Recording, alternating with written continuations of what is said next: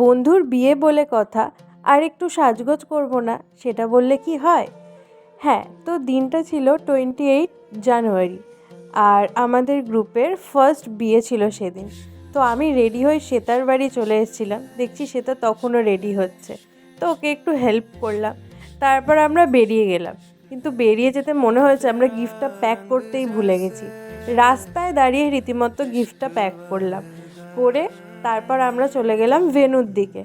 এখানে I think বর বসেছিল। তো আমরা যখন আফরিনের কাছে গেলাম তখন দেখলাম ওর বিয়ে পড়ানো হচ্ছে, মানে ওই নিকাহ পড়ানো সামথিং বলে, আমি অতটা ভালো করে জানি না। তো এই রকম এত সুন্দর মুসলিম বিয়ে আমি ফার্স্ট টাইম দেখলাম।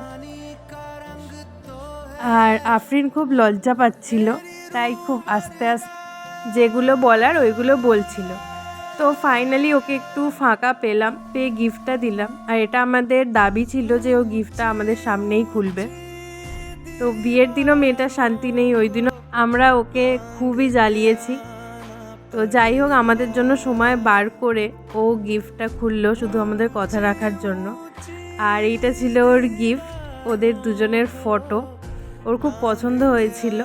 আর তারপর আমরা চলে গেছিলাম বরের কাছে, এখানে বরকে বিয়ে পড়ানো হচ্ছিল। ওদের বিয়ে হচ্ছে হোক, আমরা একটু খাওয়া দাওয়ার দিকেই চলে যাই। এই যে শ্বেতা এখানে ফুচকা খেলো। তারপর চলে এলাম মেন কোর্সের দিকে। খাবারগুলো তো দারুণ ছিল।